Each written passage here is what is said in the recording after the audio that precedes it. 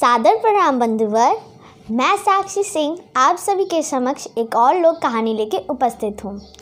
हमने यह देखा कि आप सबको खुटवा में दाल बात बहुत अच्छा लगा और आपने उसको बहुत सारा आशीर्वाद भी दिया। आशा करते हैं कि यह वीडियो भी आप सबको पसंद आएगा और अगर आपको वीडियो अच्छा लगता है तो इसे सब्सक्राइब, लाइक, कमेंट और शेयर ज़रूर करिएगा और बेल आइकन को प्रेस करिएगा।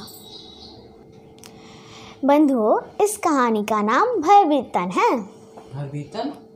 भरभीतन किस लिए साक्षी? भरभीतन इसलिए भैया कि इस कहानी में एक छोटे कद का आदमी है।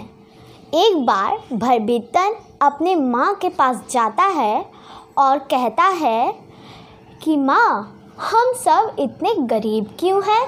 माँ उत्तर देती है कि बेटा, हम लोग पहले से गरीब नहीं हैं।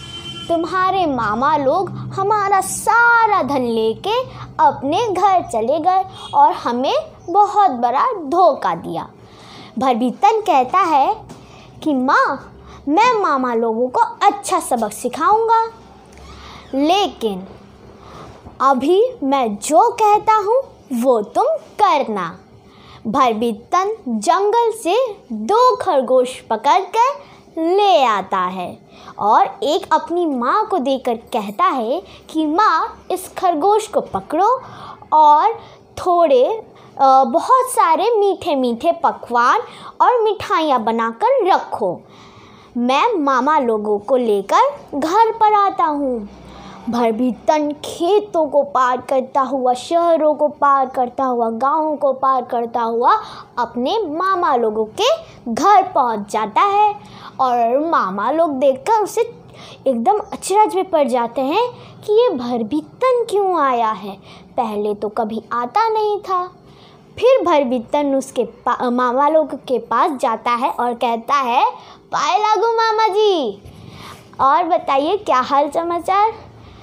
मामा लोग समझ नहीं पाते हैं कि भरभीतन यहाँ आके हमसे ऐसे शब्द क्यों कह रहा है। तो मामा लोग पूछते हैं कि क्यों आए हो भरभीतन। भरभीतन कहता है कि मामा लोग, माँ आप लोगों को कुछ देना चाहती है, इसलिए मैं आप लोगों को लेने आया हूँ। तो फिर दोनों मामा लोग अपने एक दूसरे के कान में धीरे से बोलते हैं कि हमने तो उस बुढ़िया से सब कुछ ले लिया, अब वो बुढ़िया हमें क्या देना चाहती है। चलो देख लेते हैं, क्या पता कुछ बड़ा हाथ में आ जाए। अब वे दोनों उसके साथ चल देते हैं। वो भी उसके साथ चलते चलते खेतों को पार करते हैं, शहरों को पार करते हैं, गाँवों को पार करते हैं। जंगल के पास पहुंचकर वे दोनों भरभीतन के हाथ में देखे खरगोश को देखकर बोलते हैं कि ए भरभीतन, ये खरगोश क्यों लाए हो इधर। तो भरभीतन कहता है कि मामा जी, ये खरगोश तो बड़ा काम का है, देखिए क्या काम करता है ये, दिखाऊं। तो मामा लोग उत्सुक होके कहते हैं, हाँ दिखाओ। तो भरभीतन खरगोश के कान में कहता है कि ए खरगोश, जाओ और माँ से कहो कि मेरे लिए और मामा लोगों के लिए मीठे मीठे पकवान और खूब सारी मिठाइयाँ बनाकर रखें। वो खरगोश को नीचे छोड़ देता है। अब भला तो खरगोश जंगल का है और खरगोश कहीं बोलते भी हैं। मूर्ख मामा लोग ये समझ रहे थे कि वो खरगोश सच्ची में बोलता है। वो खरगोश चलते चलते जंगल में गुम हो जाता है और मामा लोग सोचते हैं कि वो खरगोश चला गया भरभीतन के माँ के पास। अब वे दोनों जाते हैं और भरभीतन के घर पर रुक जाते हैं। एक खरगोश को तो भरभीतन ने अपनी माँ को ही दे दिया था और दूसरे को तो जंगल में छोड़ा था। तो वही दूसरे खरगोश को देखकर मामा लोग सोचते हैं कि वह वही पहला खरगोश है जो उन्होंने उन दोनों के सामने भरभीतन ने जो छोड़ा था। और वहाँ पर देखते हैं मामा लोग कि कितने सारे मीठे मीठे पकवान और मिठाइयाँ बनकर रखे हैं। तब मामा लोगों के मन में लालच आ जाता है कि वाह, ये खरगोश तो बड़ा काम का है, इसे हमें किसी तरह से तो लेना चाहिए। वे मूर्ख मामा लोग कहते हैं कि भरभित्तन, तुम इस खरगोश का क्या करोगे, हमें ये खरगोश दे दो। भरभित्तन तुरंत मना करता है और कहता है कि नहीं मामा जी, मैं आप लोग को ये खरगोश नहीं दे सकता। इसकी जो कीमत है वो 100 सोने की मुद्राओं जितनी है, मैं आपको ये नहीं दूंगा। मामा लोगों का लालच और बढ़ जाता है। क्या 100 सोने की मुद्राएं? तब तो ये बहुत काम का खरगोश है, हमें ज़रूर लेना चाहिए। वे भरभित्तन को 100 सोने की मुद्राएं देते हैं और उससे वे खरगोश ले लेते हैं। पूरा खाना पेट में ठूसे ठूसे वे जा रहे थे अपने घर की ओर। जब वे घर की ओर जा रहे थे और जंगल में पहुंच गए तो उसने खरगोश से कहा कि एक खरगोश, जाकर मेरे घर जा और जाकर मालकिन से कहना कि हमारे लिए अच्छे अच्छे मिठाइयाँ और मीठे मीठे पकवान बना कर रखें। अब उन्हें क्या पता कि वो भी तो जंगल का निवासी और वो बोलना कहाँ जानता। उसने खरगोश को नीचे छोड़ा और खरगोश कुछ दूर आगे जाकर जंगल में भी छिप गया। अब वे दोनों मूर्ख मामा समझने लगे कि खरगोश उनके घर पहुंच गया।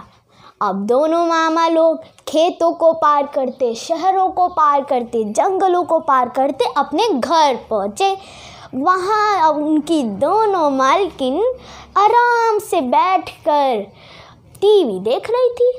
तो फिर मामा लोग कहे कि अरे क्या हुआ बहू रानी, कुछ बनाया नहीं है क्या खाने को?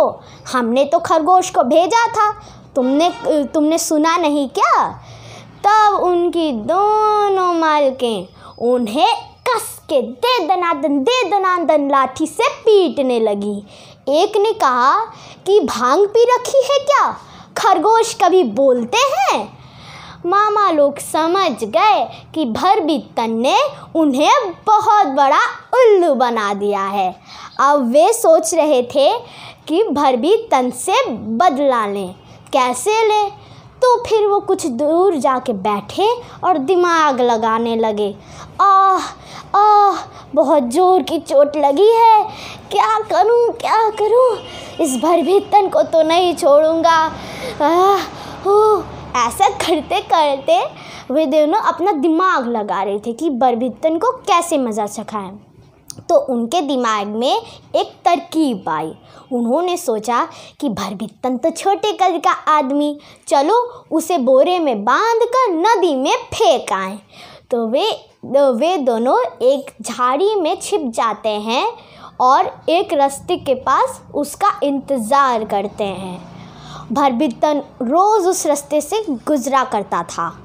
एक बार जब भरभित्तन उधर से गुजर रहा था, दोनों मामा लोग झाड़ी में छिपकर उसे देख रहे थे। जैसे ही भरभित्तन उस झाड़ी के पास आया, दोनों मामा लोग उसे बोरे में बांध लिए। मुझे तो उन मामा लोगों पे गुस्सा आ रहा है, लेकिन होता ये है कि वो भरभित्तन को पकड़ लेते हैं। फिर कुछ दूर चलते हैं। वैसे नदी तो बहुत दूर था। वे चलते चलते थोड़ा थक गए और उन्हें प्यास भी लगने लगी। सामने एक तालाब था। उन्होंने सोचा कि चलो इस भरभित्तन को यहीं रख के तुरंत पानी पी के आ जाते हैं। वो लोग भरभित्तन को एक पेड़ के पास रख कर चले जाते हैं तालाब में। किसके लिए? पानी पीने के लिए। पानी पीने जब वो चले जाते हैं तो भरभित्तन तो यहीं छूटा है। अब वो वहीं पे पड़ा हुआ उस बोरे में से देख रहा था कि अरे यार क्या करूं, कैसे निकलूं, क्योंकि हल्का सा वो बोरा थोड़ा सा फटा था, तो उसी में से वो देख रहा था। तब तक उसने देखा कि एक हाथी वाला वहीं से गुज़र रहा है। तो फिर वो उस बोरे में ही बैठा बैठा चिल्लाने लगा, मुझे छोड़ दो, मुझे छोड़ दो, मुझे छोड़ दो। फिर हाथी वाला देखा कि अरे ये बोरा बोलता भी है क्या, और ये हिल क्यों ऐसा रहा है। वो नीचे उतरा अपनी हाथी से और उस बोरे के पास गया और कहा, कौन हो भाई, हाँ हाँ, ऐसे उसने कहा। तो भरभीतन बोरे में बैठे बैठे कहा कि राजा के 2 सैनिक मुझे यहाँ बोरे में बांध कर ले आए हैं और कहते हैं कि राजकुमारी मुझ पे फिदा हो गई है, वो मुझसे शादी करेगी। मैं उससे शादी नहीं करना चाहता। तो हाथी वाला कहता है, क्या राजकुमारी तुम पे फिदा हो गई है, तुमसे शादी करना चाहती है? तो फिर वो तुरंत बोली खोलता है और भरभीतन से कहता है कि देखो देखो, अगर तुम्हें उससे शादी नहीं करनी तो तुम इससे निकलो और मुझे ही बोरी में बांध दो, मैं जाकर राजा की लड़की से शादी कर लूँगा। अब बेचारे हाथी वाले को क्या पता कि भरभीतन ने अपना अच्छा दिमाग चलाया है। वो भरभीतन वहाँ बोरी में से निकलकर हाथी वाले को बोरी में बांध देता है और वापस पेड़ के किनारे रख देता है और हाथी वाले की हाथी लेकर अपने घर चला जाता है। दोनों मामा लोग तब तक पानी पी के आ चुके थे। उसने देखा कि बोरा तो सही सलामत है और उन्हें क्या पता कि भरभीतन तो उस बोरे से निकल गया है और हाथी वाला उस बोरे में बैठा है। उन्हें क्या पता चलता। वह तुरंत उसे उठाए, अपने कंधे पर रखा और नदी में फेंक आए। हालांकि बोरी का जो धागा था वो धीरे से हल्का बंधा था, तो हाथी वाला तैरना भी जानता था। वो तैर के तो अपने घर चला गया और मामा लोग सोचे कि भरभीतन डूब के मर गया।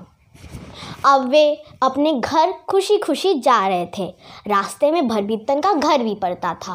वो जब वहाँ पहुँचे तो देखा कि भरभीतन एक विशाल हाथी के साथ वहीं पर बैठा है और अपने हाथी को चारा दे रहा है। तब वे अचरज में पड़ गए और एक दूसरे के कान में कुछ बोला। क्या बोला? ये बोला कि हमने तो इसे पानी में फेंक दिया, अब ये कहाँ से आ गया और ये हाथी कहाँ से इसको मिल गई। वे उसके पास गए और फिर भरभीतन से पूछा कि भरभीतन भरभीतन तुम्हें तो हमने नदी में फेंका था और ये हाथी कहाँ से मिली? तो भरभीतन ने हंसते हुए कहा, मामा थोड़े और गहराई में फेंकते तो 2 हाथी मिलती, किनारे ही फेंक दिया, छक मामा एक ही मिल गई। तो फिर मामा लोग कहते हैं भरभीतन से, अच्छा भरभीतन नदी में फेंकने से हाथी मिलती है?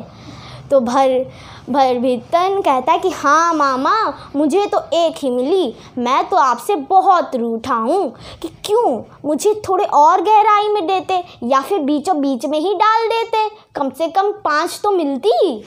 भरभीतन के मामा लोग को मन में लालच आ गया, लेकिन अरे बाज़ार में हाथी की कीमत तो कितनी है, चलो चलो हम लोग भी जाके उसमें चले जाते हैं नदी में। तो वो भरभीतन से कहते हैं कि भरभीतन ज़रा हमें क्षमा करना और ज़रा हमारी बात सुन लो, हमें भी बोरी में बांध कर चलो नदी में फेंक आओ।